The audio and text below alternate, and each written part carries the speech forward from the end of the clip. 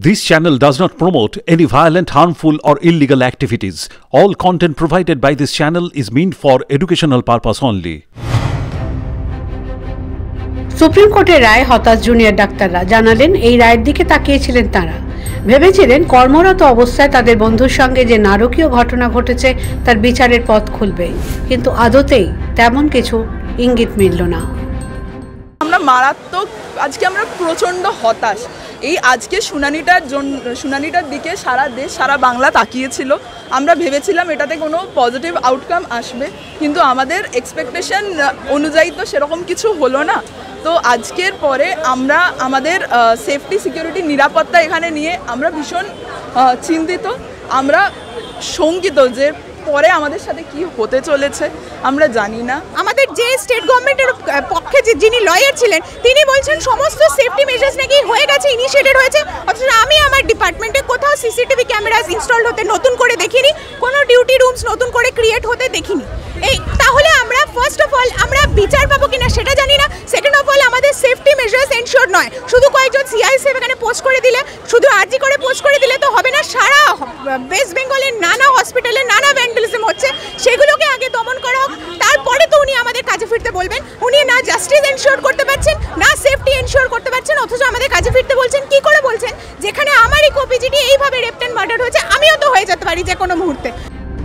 ঠিক এক মাস আগের এই দিনটিতেই আরজিকর হাসপাতালের সেমিনার রুম থেকে মিলেছিল তরুণী চিকিৎসকের অর্ধনগ্ন দেহ। সোমবার সুপ্রিম কোর্টে শুনানি শুরুর আগেই আরজিকর হাসপাতালের সামনে নিহত ছাত্রীর ছবিতে মালা এবং ফুল দিয়ে সাজানো হয়। সেখানেই জায়ান্ট স্ক্রিন লাগানো হয় যাতে সরাসরি সবাই সুপ্রিম কোর্টের বিচার প্রক্রিয়া দেখতে পান। কিন্তু এদিন শুনানি শেষের পরেই হতাশ জুনিয়র ডাক্তাররা।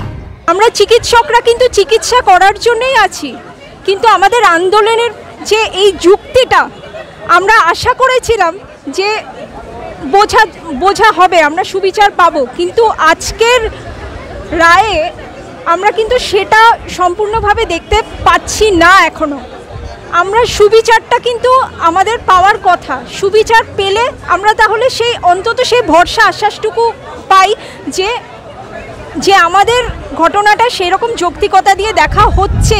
কিন্তু সেই সুবিচারটাই যদি না হয়, তার আগেই যদি কাজে যোগদানটাকেই মুখ্য করে তোলা হয়, যেখানে কিনা আমরা আন্দোলনে আছি, কিন্তু আমাদের যারা ওপরে যারা সিনিয়র স্যার ম্যাডাম সবাই তারা কিন্তু আউটডোর বা যা আছে সব কিছু কিন্তু সেভাবে চলছে। অন্যান্য জাস্টিস পাচ্ছি, আমরা ওদের পাশে আছি, পাশে থাকবো। তাতে আমাদের যতই আমরা সিনিয়র ডক্টর পাশে, এই ম্যাডাম 400টা 500টা করে পেশেন্ট দেখছেন, উনি এন্ডোক্রিনোলজিস্ট। আমরা আমাদের ডিপার্টমেন্টের কাজ করছি, যারা নাই এমার্জেন্সি করছে তাদের যথেষ্ট অসুবিধা হচ্ছে, কিন্তু তারা তো কিছু বলছে না, তাহলে প্রশাসন কেন জোর দেবে? সোমবার সুপ্রিম কোর্ট স্পষ্ট জানিয়ে দিয়েছে জুনিয়র ডাক্তাররা অনির্দিষ্টকাল ধরে আন্দোলন চালিয়ে যেতে পারবেন না, তাদের কাজে ফিরতে হবে। মঙ্গলবার বিকেল 5টার মধ্যে তারা কাজে ফিরলে সরকার তাদের বিরুদ্ধে কোনো শাস্তিমূলক ব্যবস্থা নিতে পারবে না। এরপরেই ক্ষোভ উগরে দেন জুনিয়র ডাক্তাররা, নিজেদের নিরাপত্তা নিয়ে প্রশ্ন তোলেন তারা।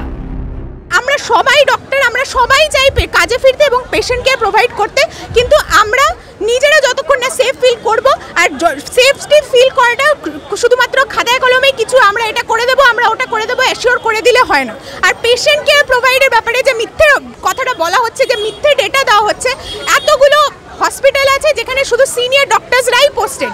আমরা শুধু মেডিকেল কলেজে আমরা জুনিয়র ডক্টর, শুধু জুনিয়র ডক্টর ট্রেনি, তাদের উপর কি শুধু health care service provide health care দাঁড়িয়ে থাকে? তাহলে আরও ডক্টর অ্যাপয়েন্ট করা হোক, সেটা তো গভর্নমেন্টেরও দায়িত্ব। আমরা কাজে ফেরার জন্য তো আমরা প্রস্তুত আছি, কাজে না ফিরে আমরা কি মনে হচ্ছে এইরকম জায়গায় আমরা ভালো আছি? আমরা না কাজ না করে আমাদের নিজেদেরও খুব মেন্টালি এবং সাইকোলজিক্যাল দুটোভাবেই আমরা অসুস্থ আছি। হ্যাঁ, তো কাজে ফিরতে গেলে যে মেইন কিছু জিনিসপত্র, হ্যাঁ, কালকে তো বললো কালকের মধ্যে কাজে ফিরতে, কিন্তু কালকের মধ্যে কি আমাদের রেডি ডাক্তারদের জন্য যারা intern house staff ready doctor যদি কিছু থাকে পিজিটি, তাদের জন্য কালকের মধ্যে কি ডক্টরস রুম সেপারেট করতে পারবে? ডক্টর সুরক্ষিত নয়, পেশেন্ট সুরক্ষিত নয়, সাধারণ মানুষ সুরক্ষিত নয়, সেখানে কি করবো? আমরা তো মানুষ, আমাদের মানুষ হিসাবে ট্রিট করুক, ভগবান করার দরকার নেই।